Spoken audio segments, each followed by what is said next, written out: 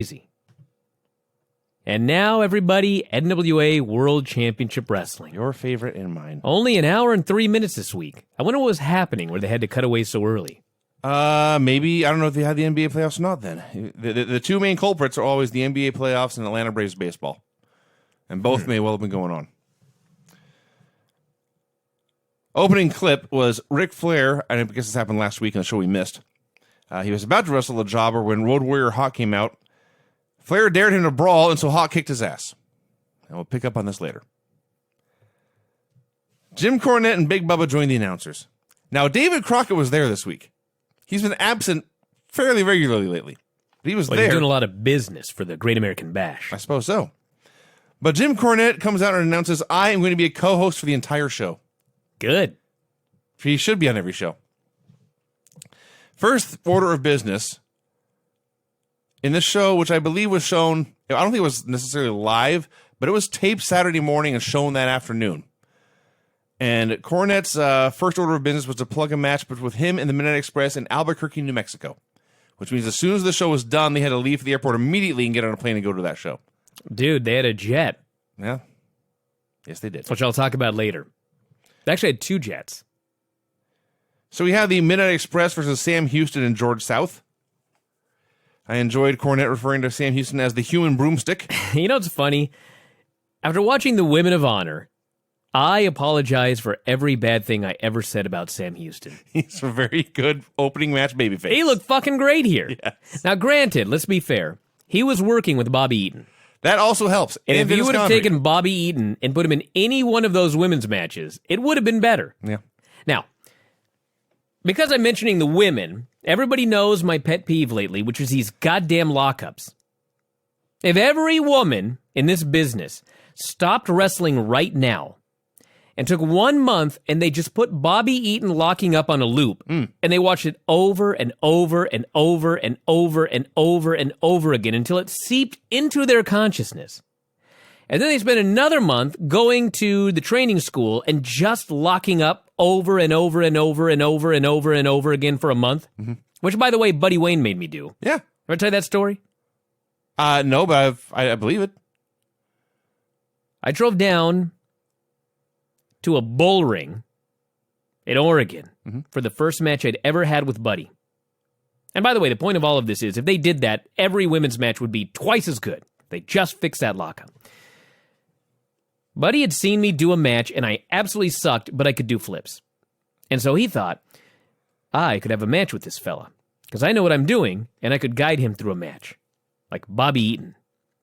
And so, Buddy and I drove, of course, drove all the way down to, like, Southern Oregon, like a 5-hour drive, for this show in a legit bull ring. And when we got there, we got out of the car, and Buddy said, I can't remember what he said. He said something like, let me see your tie-up. He didn't say lock-up, because at first I didn't know what he was talking about. But he goes, let me see your tie-up. And so when I figured it out, I went to lock up with him.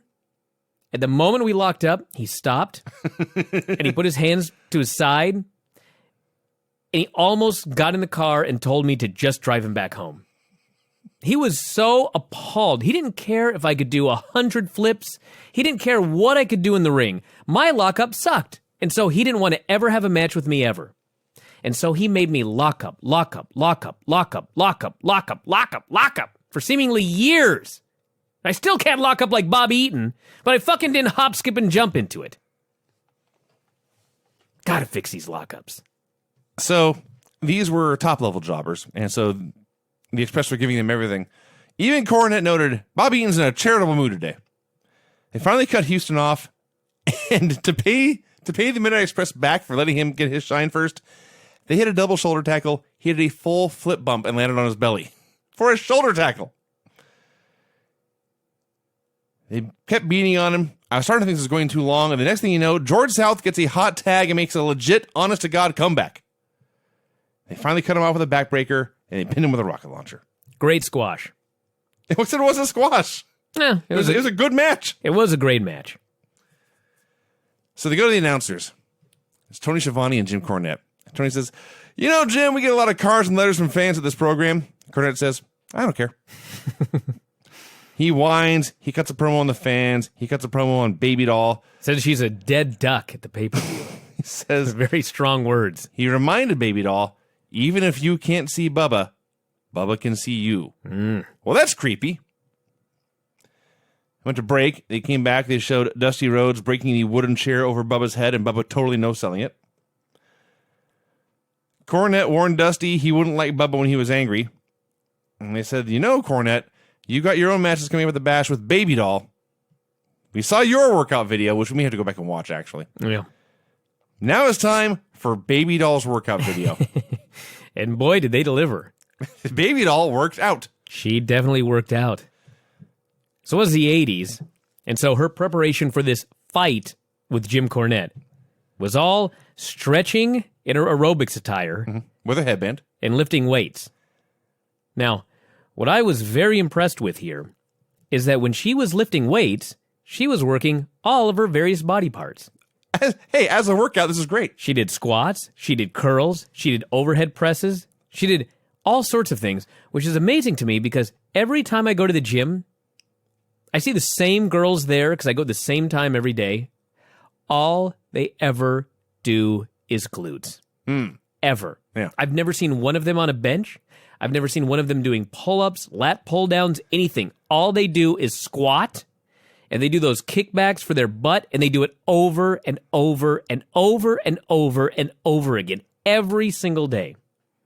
When I was a kid, guys used to go to the gym, and they would not do legs. That was a joke. You skip leg day. You skip leg day, or hey, how about you use that squat rack for squats instead of curls? Now we've swung the other way where the girls want to do nothing but ass. Nothing. Nothing. So what this video was every soccer mom and every gym in America for the past 30 years. She did presses and then curls with the same 10-pound dumbbells without putting them down. She made kissy faces for the camera. She squatted 135 pounds twice. With a heavy spot. With a heavy spot. She did 180-pound leg presses and then probably 50-pound military presses.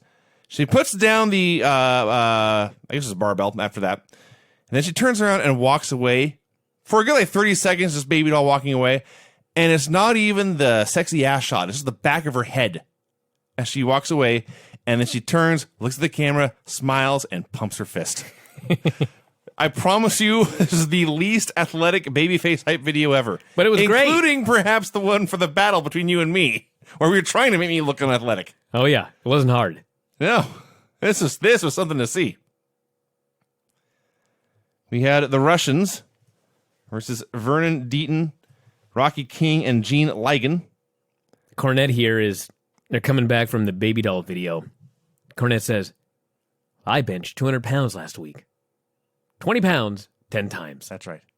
Proud of himself. He was making jokes and bragging about how he was going to beat up Baby Doll and show her where a woman belongs. And there's a moment of silence, and David Crockett says, with all the gravity he can muster, Baby Doll is going to destroy you.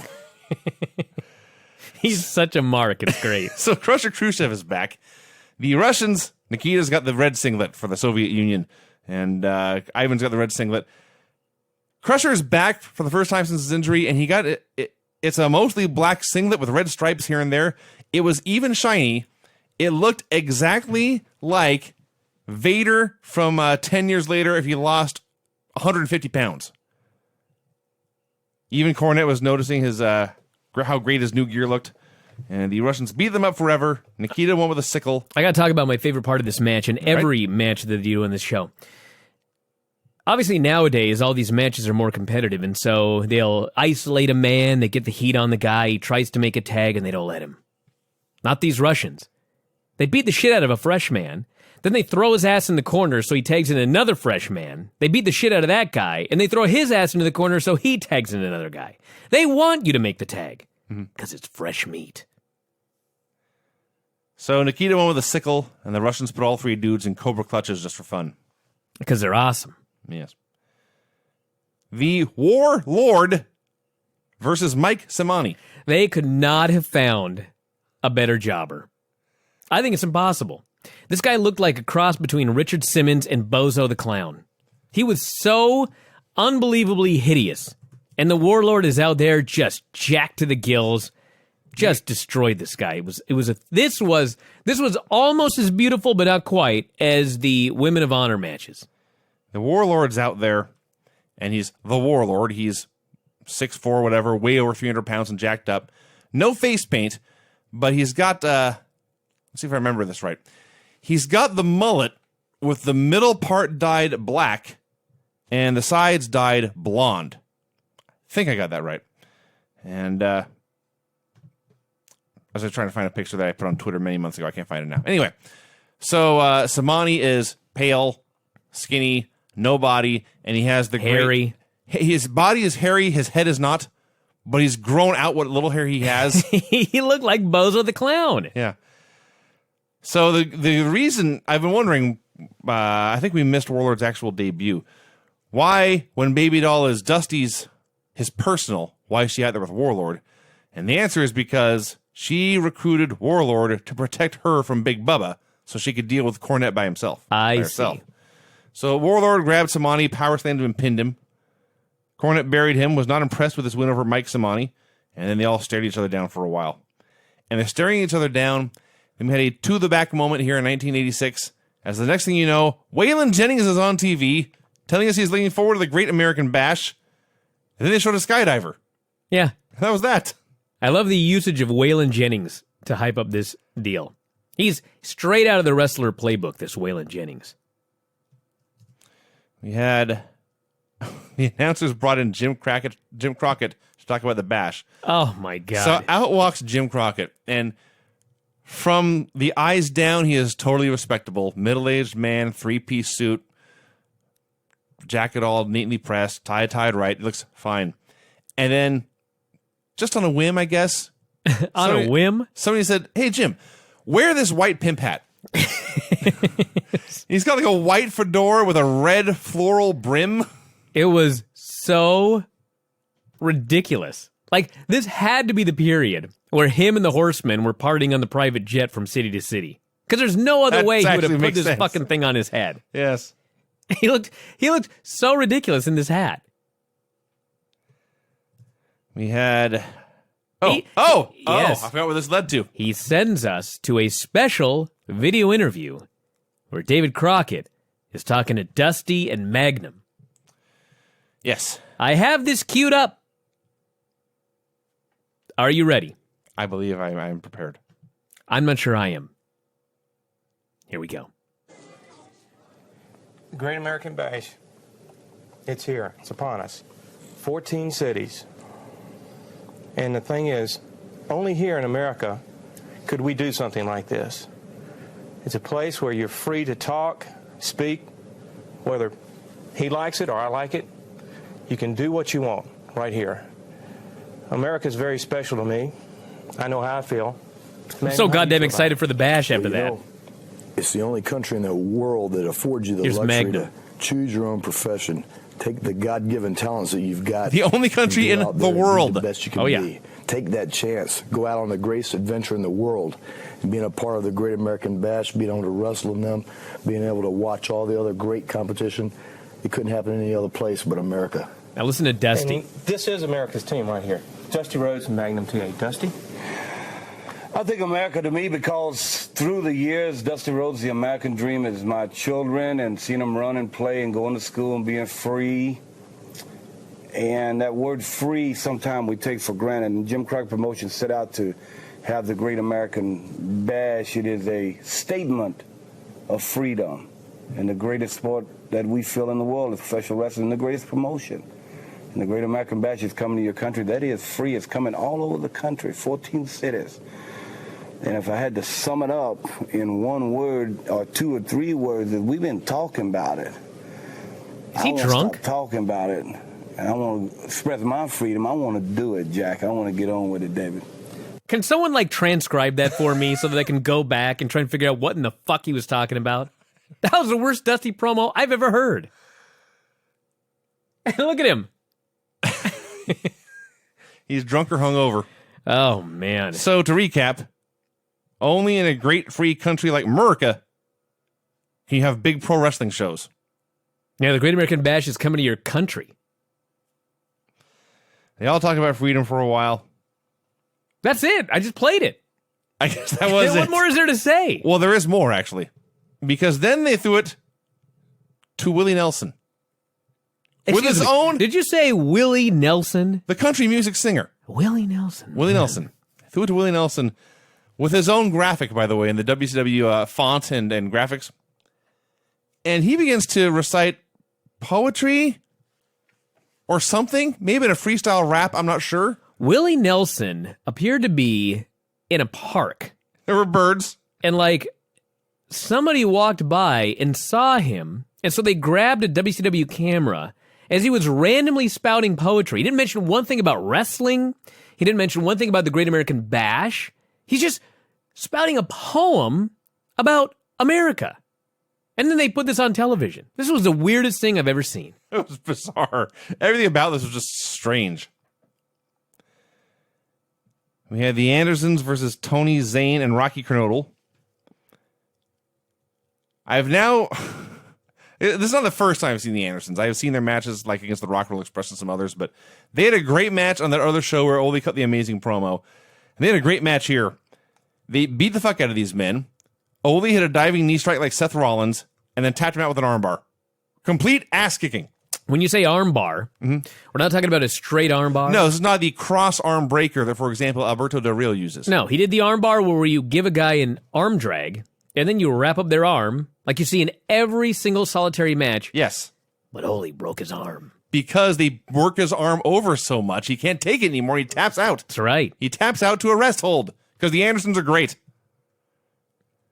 Then we had a dream segment as Jim Cornette interviewed all the Horsemen except Ric Flair. The Andersons, J.J. Dillon, Tully Blanchard. Dillon vows Dusty is going down, maybe at the Bash, maybe before the Bash starts. Talks about how everyone thought the Road Warriors were unstoppable, but the Horsemen laid them out, then picked them up and slapped them just to make a point. Tully says it doesn't matter how many friends Dusty surrounds himself with, they're going to take everyone out. Ole repeats his claim that Dusty will retire by the end of the year, whether it takes him, whether it takes Tully, whether it takes Arn, whether it takes any one of them, whether it takes all five of them, Dusty is going down. And Arn called out every single babyface in the roster, dared them to come take any of their titles. A belt or no belt, none of them would ever be worthy to be a Horseman. They all did a big team handshake and screamed they were ready for the Bash. What an awesome group If any of you badass heels. ever wondered why the Horsemen are in the Hall of Fame, if you've ever wondered why everyone tries to emulate them for legitimately 30 years now, this is why. That's They were right. the best. Period. Done. Shivani goes to interview Paul Ellering. They re-showed the footage of Hawk destroying Flair, and the payoff to all this was Tully and Arn came out to make the save. Hawk threw Flair onto them, and then Ole and Animal... Let me talk about that before you move on. Hawk presses Ric Flair over his head, and Tully and Arn rush in outside because they're getting ready to catch him as Hawk gives him a press slam over the top rope. Hawk doesn't throw Ric Flair at them. He holds him up in the air, he walks to the ropes, and he just lets go. And Flair is going straight fucking down to his death. And Tully and Arn, because they're horsemen inside the ring and out, they leap forward and they save Ric Flair's life. What in the hell was Hawk thinking here? Well, it's been confirmed by everyone involved that Hawk sometimes on these shows was on substances. Well, you know, maybe that might have been why. I can't confirm or deny But this at least instance. aim. Yeah. So, it turned into the Road Warriors and Paul Ellering versus the Horsemen and Dillon in a 5-on-3 brawl. As you can guess, this eventually went badly for the Warriors. Ellering got laid out. They hit a spike pile driver on an animal on the floor. And then Arn hit Hawk with a gourd buster that I swear to you was scarier than Hawk press slamming Flair out of the ring. Oh my God, they lifted him up like it was a vertical suplex. Yeah. And I'm like, why is this so scary? You're going to give him a group vertical suplex? It's just a move. Mm-hmm. And then they dropped him the other way, straight down on his face. Yes. Oh my And God. he started to teeter like he's going to go off to the side. And then Arn almost lost it going down, so he almost landed on the top of his head. And then, as promised, they did hold Hawk up so Flair could slap him. They left him laying, and the Horsemen all looked around. They surveyed the carnage they had done, and they had a huge party. Did I mention they're the best? Oh, they're the best. The absolute best villains ever? However, LOD does a promo afterwards, and they're pissed off. Oh, yes. And if you remember on Tuesday's show, Craig all of a sudden got very sad because he remembered what the Road Warriors used to be and what they were here in WWF in 1997. This fucking Hawk promo. I swear to God, I should have had the clip of this. This was the best promo I have ever heard Hawk cut in my whole entire life. He was so fucking mad, and he vowed to kill Ric Flair, take his title, beat his ass, and leave him for dead. And it was great. Yeah, it was tremendous. The Rock and Roll Express versus Thunderfoot and Golden Terror. Thunderfoot related to Thunder Kitty? I don't know. Could be. He actually got the heat. Briefly. I guess technically, because Ricky had to go between his legs to counter something and then kick him. They double teamed them forever, went to break, came back, double teamed them some more, hit a double drop kick and won. Easy. Cornette introduced a Ric Flair promo clip. So I'm assuming wherever Flair was defending his title that day, it was impossible to do the title defense and this studio show. So they had him do a pre-tape. Now, it's one thing to cut a great promo. Even in a studio with just a couple of dozen fans, they're still cheering, they're still clapping, there's some energy in the room, there's something to feed off of. It took Ric Flair, put him in an empty studio, pointed a camera at him, and said, go. I gave him the mic. Yeah. Didn't even have someone hold the mic for him. No. And he was great. What a shocker. I know. And it was all classic Ric Flair cliches about walking the aisle and finding out why he's the champ. Says he's got 14 title defenses in 30 days on this Bash tour. The 14 toughest men in the world. He named like 8 of them. I'm assuming some of them got more than one shot. But apparently Dusty Rhodes, both Road Warriors, both Rock and Roll Express, Wahoo McDaniel was in there. I assume Ronnie Garvin, Nikita. And all of them are going to find out why he's the best. That was tremendous. Shaska Whatley versus Shaska Whatley and Baron Von Raschke versus Dave Spencer and Lee Peak. Cornette just buried the jobbers.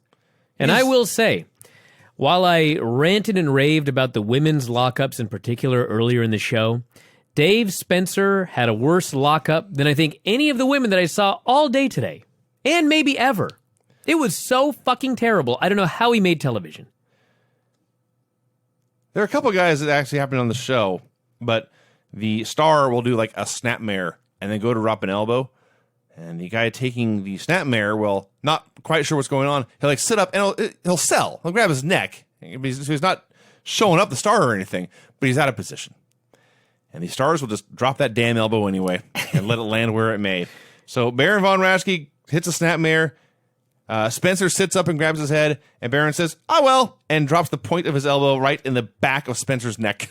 Totally illegal in every way in UFC in 2016. For a reason. Yeah. For a reason. God, that was brutal. So, the real stars here were not in the ring. It was Paul Jones and Jim Cornette. Paul Jones shows himself up later. We'll get to that. This was not even his finest moment. In this segment, Cornette is asking him about the scandalous artwork they've been showing that shows what Paul Jones might look like with a bald head, which would be a shame, as Cornette notes, that someone could lose a head of hair as beautiful as Paul Jones. Jones exclaims that he's been trying to find out who produced this photo and keeps putting it on the air.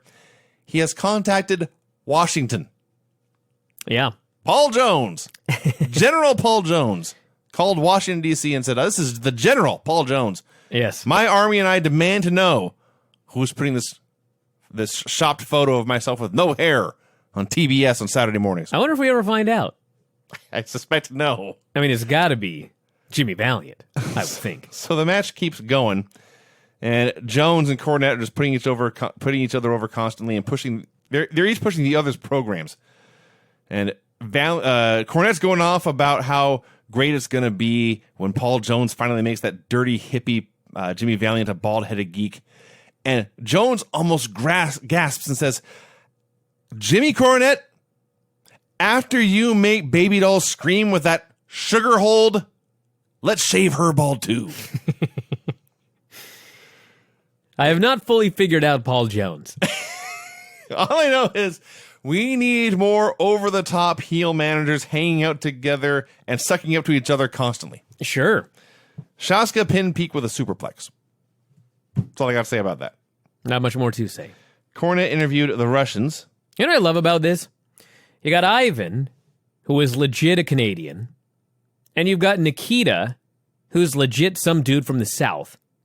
And they both try so Minnesota. hard. Minnesota, close enough. South of Canada. Yeah, they're in America. Point is, trying so hard to do these fake Russian accents. And then Crusher Khrushchev comes on screen, and he doesn't even bother trying. He's just a white fellow with a normal accent. Yeah, American sympathizer.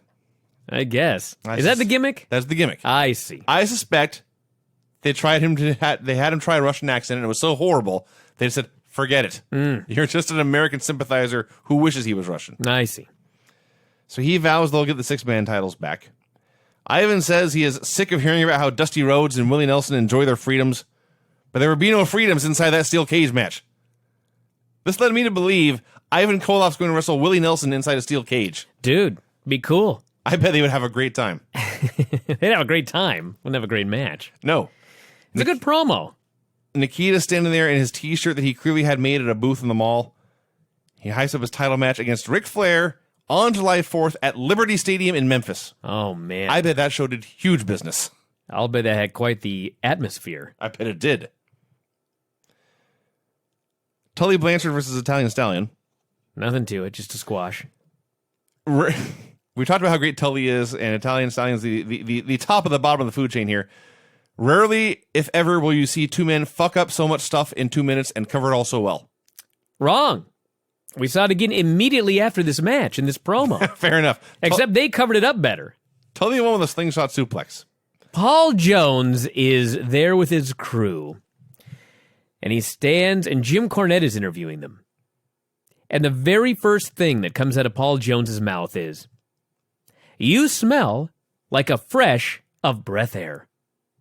Now, that is not me screwing up and being marble-mouthed. That's what he said. Yeah. So then, I still can't figure out this Paul Jones gimmick. Is he supposed to be a complete numbskull, or is he just a complete numbskull? Because then, he starts doing his promo, and he's stumbling all over his words. And then, he calls him Pistol, but has to correct himself back to Shaska. He fucked up everything about his promo here. And then just gave up, and was like, Shaska. Then Shaska was awesome. Shaska was amazing. He's got his tuxedo jacket on, his top hat tipped to the side, running in place, screaming with joy about all the hillbillies he can't wait to beat. He dares you to stick your nose in his business because he's going to put out his fist and put some black on you, he says. He goes on for a while, and he is great. Then the Baron, who this week was randomly wearing a monocle, cuts a promo about the loaded glove match he's going to have. He is going to climb that pole. He is going to get that loaded glove. He's going to take out Jimmy Valiant, and that is all the people need to know. And the whole time, the Barbarian is standing in the background, stoic. Oh, yeah. He didn't know what was going on. Probably as confused as we were. He's a barbarian. These men were just babbling. In his mind, they were probably brilliant. They can't speak English. Ronnie Garvin and Wahoo McDaniel beat Paul Garner and Kent Glover with a knockout punch in a minute. Oh, man. First off, what a waste. The idea of the team of Wahoo McDaniel and Ronnie Garvin, the two toughest fuckers on the whole roster. Yeah. And then they just had a quick nothing match. I was very disappointed. And the show ended with Shivani interviewing Raging Bull. It's funny, Raging Bull, I'm sitting here typing what a passionate promo the guy's cutting. And little did I know, here comes Jimmy Valiant. Bull cuts a promo saying soon Paul Jones will be bald as a peach. I thought to myself, peaches aren't bald. And sure enough, he said Paul would be fuzzy when they were done. He's rambling on about hard-boiled eggs and Lord knows what else when Jimmy Valiant comes out to be completely insane. He was completely insane. He vowed they were going to strip Jones naked, then beat him, then shave him, which puts a whole new angle on this stip they're doing. Man, that's quite a stip right there, yeah. The show was tremendous. I am so excited for the Great American Bash, and it happened when I was 10. Yes.